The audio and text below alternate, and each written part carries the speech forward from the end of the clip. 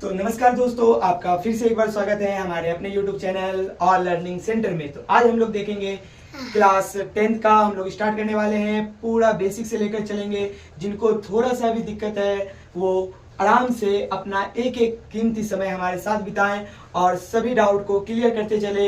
हम आपका NCERT का सभी उदाहरण और सभी क्वेश्चन जो है देखते हुए आगे बढ़ेंगे। तो जैसा कि हम लोग जानते हैं कि आज प्रथम दिन है और आज हम लोग चैप्टर नंबर 1 से स्टार्ट करेंगे, जिसका नाम है वास्तविक संख्याएं। और वास्तविक संख्या का सबसे पहला चैप्टर में सबसे पहला उदाहरण है हमारा बोर्ड पे। देखिए लिखा हुआ है, संख्याओं 4 का पावर n पर विचार कीजिए। बोलता है कि आप मानिए 4 का पावर n, 4 का पावर n, इस पे आप विचार कीजिए कि जहां n एक प्राकृतिक संख्या है। ये जो n है ये क्या है? प्राकृत संख्या। प्राकृत संख्या, प्राकृत संख्या आप सभी को पता है, ये 1 से स्टार्ट होता है, 1 2 3 4 और ये अनंत तक जाता है, इन्फिनिटी। इसी को हम लोग अनंत के नाम से जानते हैं। तो हम लोग को क्या जांच करना है? जांच कीजिए कि n का कोई ऐसा मान है क्या इसमें 1 2 3 4 5 6 7 8 9 10 इसी तरह से अनगिनत तक अनंत तक कोई भी ऐसा मान है जिसके लिए 4 का पावर n, जिसके लिए 4 का पावर n अंक में लास्ट में 0 पर समाप्त होगा। अंत जो है उसका होगा 0 पे। तो हम लोग देखते हैं 4 का पावर n। 4 का जब अगर हम लोग अभाज्य गुणनखंड करते हैं, 4 का गुणनखंड,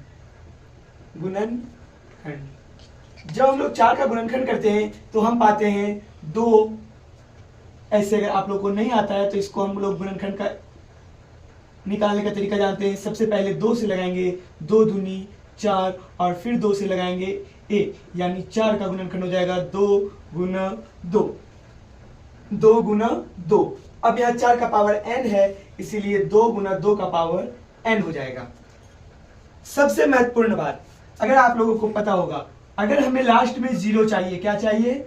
0, तो हमें 2 के साथ 5 का गुना होना अति आवश्यक है, तभी लास्ट में क्या आएगा? 0, अंतिम अंक, अंतिम अंक 0 आएगा।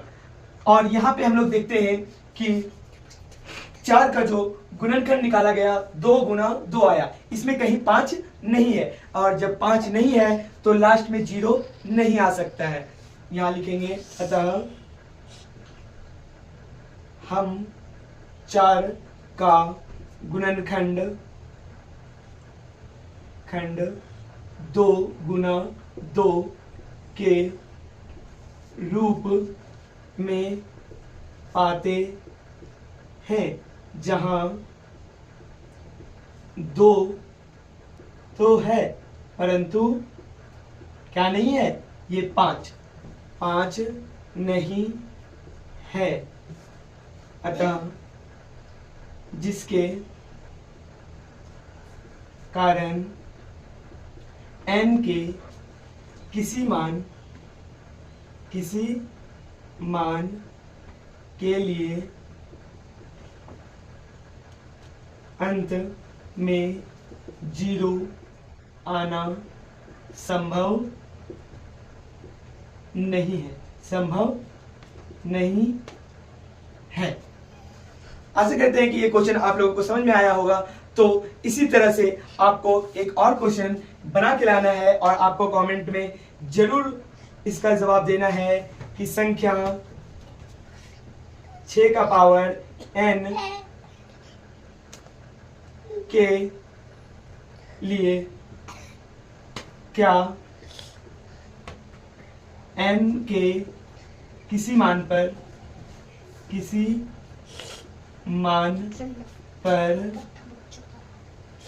0 आना,